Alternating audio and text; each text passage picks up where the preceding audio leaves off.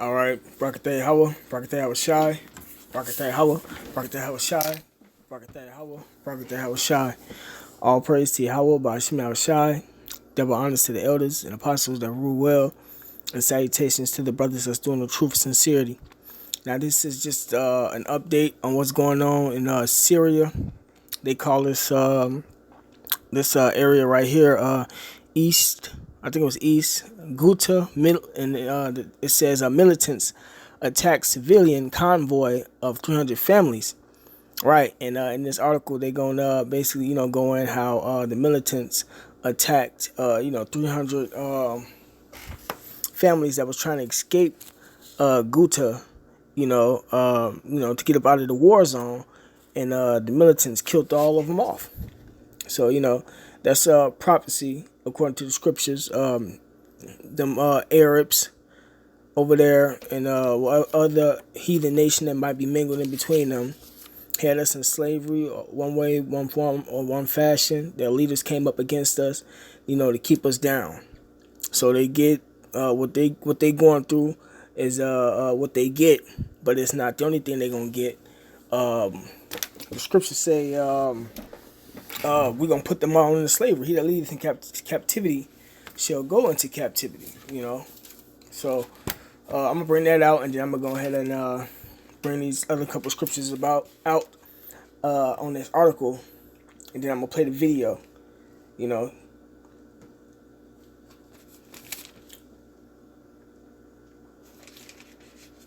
This is Revelations chapter 13, verse 9. It says, "If any man have an ear, let him hear. He that leadeth into captivity shall go into captivity. He that killeth with the sword must be killed with the sword." Right, so y'all put us in captivity, which was slavery. Slavery in the Arab world. Arabs sold us into slavery unto them Africans, which was Ishmael sold us unto Ham, basically. And they killed us off with the sword, their weapons and stuff. And they sold us for musket guns, wine, glass, etc. But it says, "He that leadeth into captivity shall go into captivity. He that killeth with the sword must be killed with the sword." Here's the patience and the faith of the saints. And Yahweh is out of the elect, but that's what we're waiting on to get payback. Scripture says it's a righteous thing with the Most High to recompense tribulation unto them that troubled you. So Ishmael troubled us, and it's troubling us now in this life. Feeding our people pork, on these corners and shit. But they also had us in slavery, But yeah, this is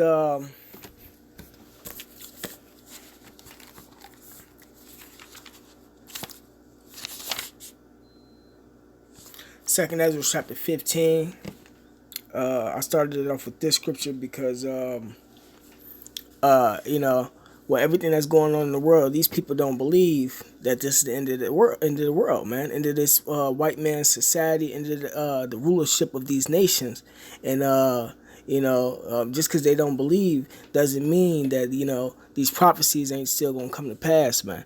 So all of the unfaithful shall die in their unfaithfulness.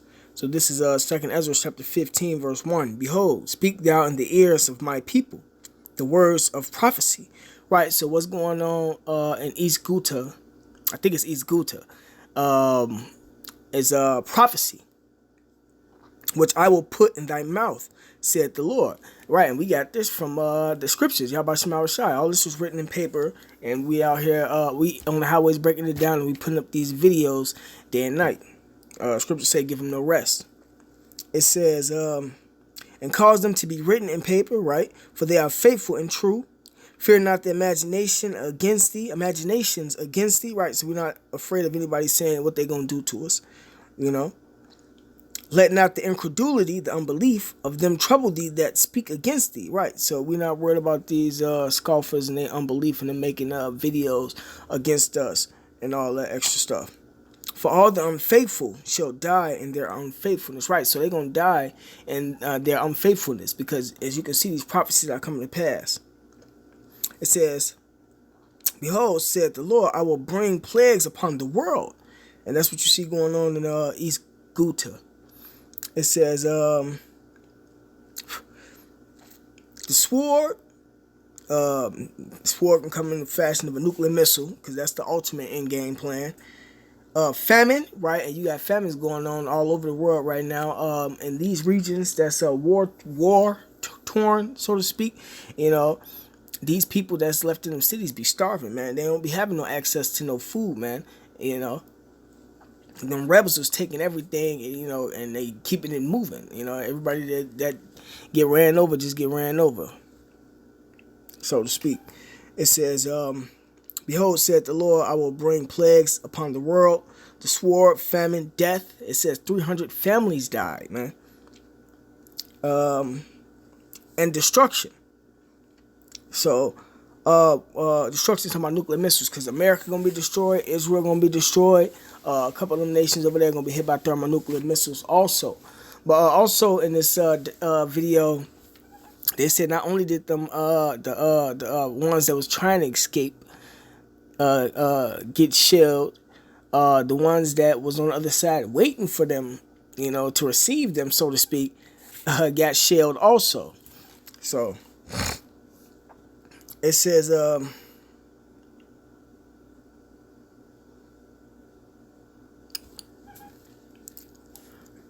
for the wickedness hath exceedingly polluted the whole earth. Right, there's wickedness everywhere in this world, man.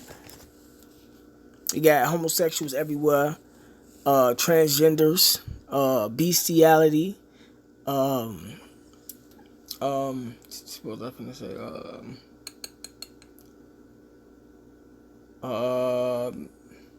America's philosophies, man, a monetary system, that's wickedness, man.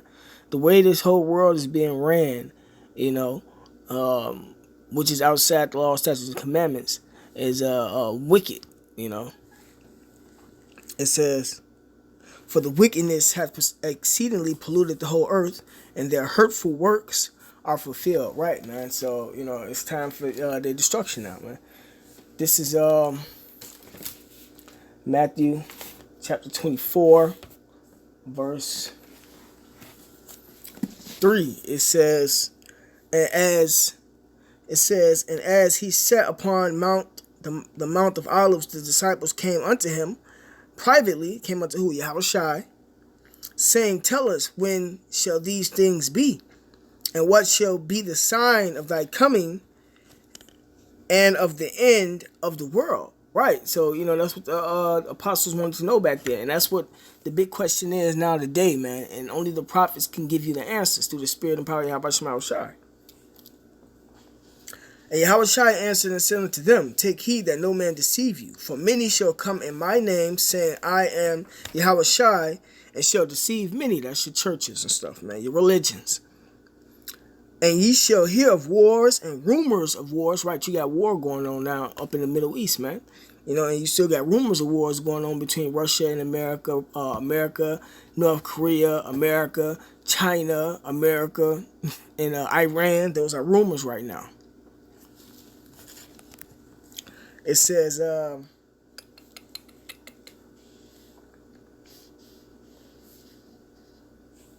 you shall have wars and rumors of wars. See that ye be not troubled, for all these things must come to pass, but the end is not yet. Right, so, all of it's coming to pass, but the end is not yet. For nation shall rise against nation, that's race riots, and kingdom against kingdom, that's like America versus Russia, because that's the end game plan. That's what's gonna kick off everything. Everything gonna be all hell from there, man. That's the third world war everybody waiting on. And there shall be famines and pestilences, and that's going on, and earthquakes, and we know that's going on in diverse places. All these are the beginning of sorrows, right? So everybody's saying, a lot of people saying that, okay, well, this happened before, back in the day, there was always wars and all that shit, but it hasn't been on the scale that it's on now, man. This is going on everywhere. Everybody's currency is being devalued. Everybody is parting from America. This hasn't happened. All America's friends and allies is parting from it. The dollar's getting ready to collapse. But not to mention, you got the famines and the earthquakes and the pestilences going on in all the nations. This wars in damn near the whole Middle East is damn near in an uproar right now, man. This shit hasn't happened. This is Second Ezra chapter 8, verse 50. It says, For many great miseries shall be done to them in the later time shall dwell in the world. Right? So what you see going on over there in Syria is miseries unto them people. Because they have walked in great pride, right? And you fucking Arabs, y'all didn't had y'all share in jacking up the children of Israel, and y'all still doing it. You know, y'all still in our neighborhood selling us that pork and shit, selling us all that expensive fake clothing, man. You know, it says, because they have walked in great pride, but understand thou for thyself and seek out the glory for such as be like thee, right? So we're only supposed to seek out the elect. That's who these videos are too, man. You know, because everybody not going to get this understanding.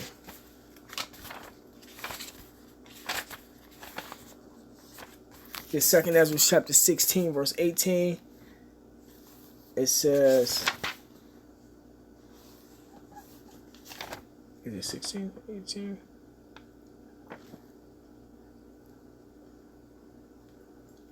Oh, okay. This Second Ezra chapter 16, verse 18.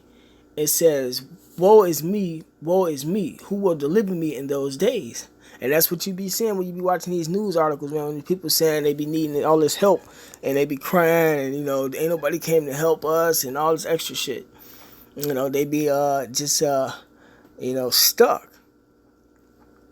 It says the beginning of sorrows and great mournings, the beginning of famine and great death. You know, 300 families killed.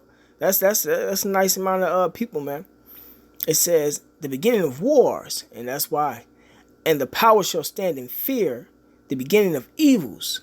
And what shall I do when these evils shall come?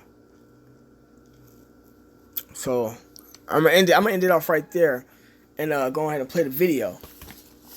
But yeah, what y'all gonna do when this, you know, when these evils shall come, especially to people up in America, man. You see what them people over there in the Middle East going through. Imagine when it hit America, and America's supposed to get it the worst. But I'm gonna go ahead and play this video. All praise to Yahweh Shema Shai, by Shem Rakah, Kadash, Brakatah, Brakathum to the brothers, and to the elders, you know, and Shalom. Have been confirmed in Syria's eastern Ghouta after terrorists shelled a large group of civilians who were trying to flee the besieged enclave. That's according to Russia's defense ministry. It says that nearly 300 families were in the convoy. Both Russian and international journalists are also believed to have been targeted by shelling. RT's Maran Gazdiev looks into the story. According to the Russian military, the 300 families had allegedly gathered together to leave eastern Ghouta.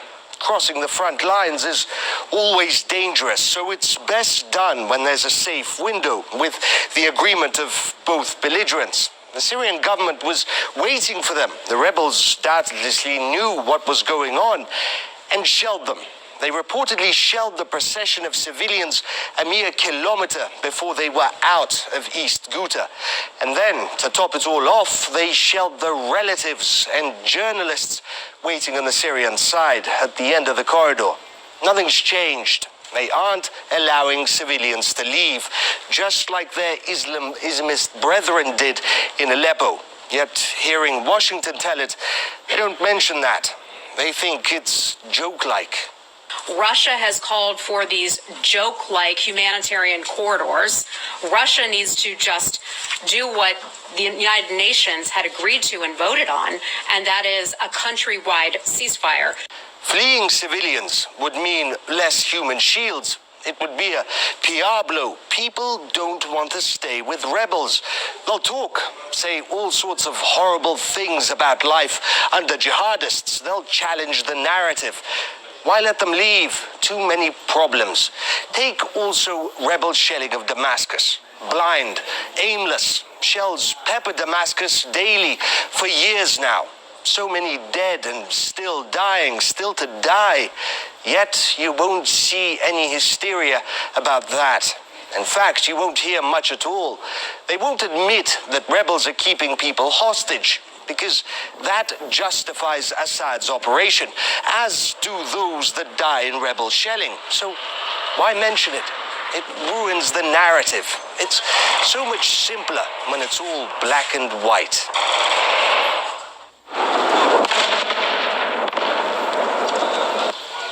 And that's just hours after a humanitarian convoy was temporarily prevented from entering eastern Ghouta due to military developments on the ground. On Monday, shelling forced another convoy to turn around and to leave the enclave. The situation in the area remains dire.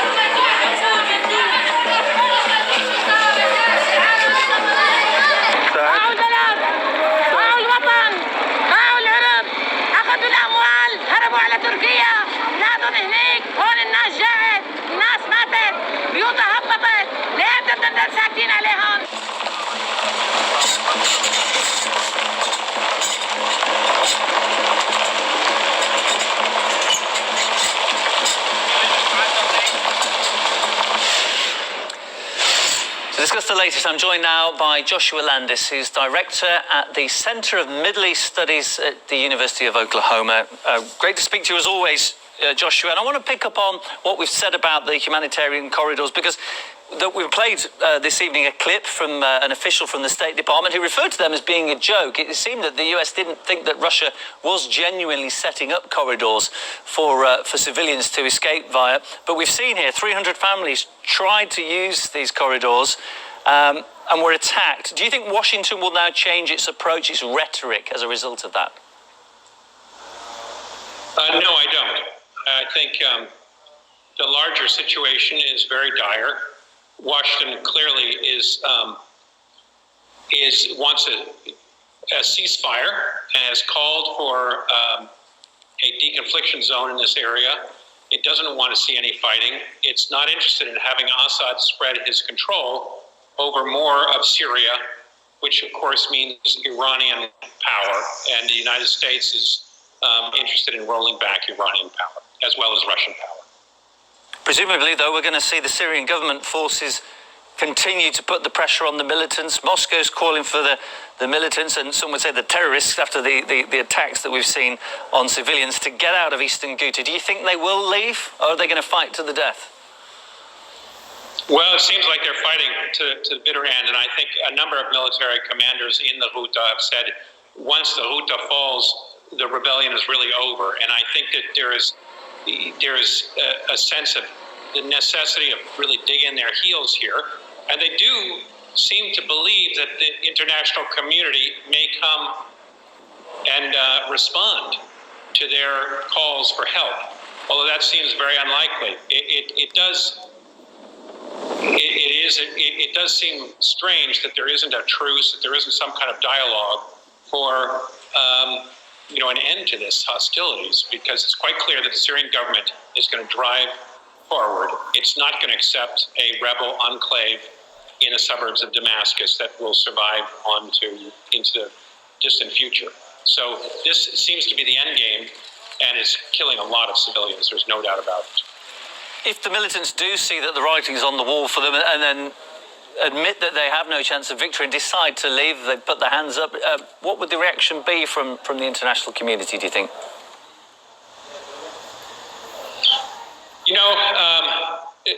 There are many supporters of the Syrian rebels who I think will be very disappointed.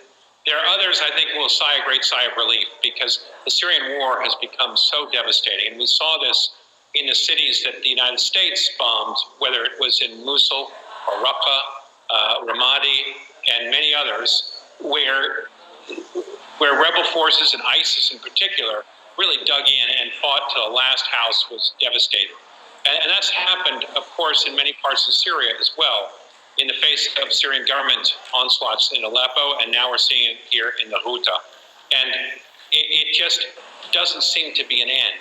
There is one town after the next that's leaving a real path of devastation. And after this, it's quite clear the Syrian army is going to turn to both Deraa, near the Jordanian border, and up in Idlib, near the Turkish border. And there's going to be some very fierce fighting there as well, I think. By all accounts, the terrorists who are camped in eastern Ghouta have been firing projectiles, rockets into Damascus, killing civilians in government-controlled territory. There's been little to no reporting of this in the mass media. Why is that? I mean, there are two sides, obviously, to the conflict and to the story. Why is it not being covered? Well, I think a lot of people would like to see Assad lose, and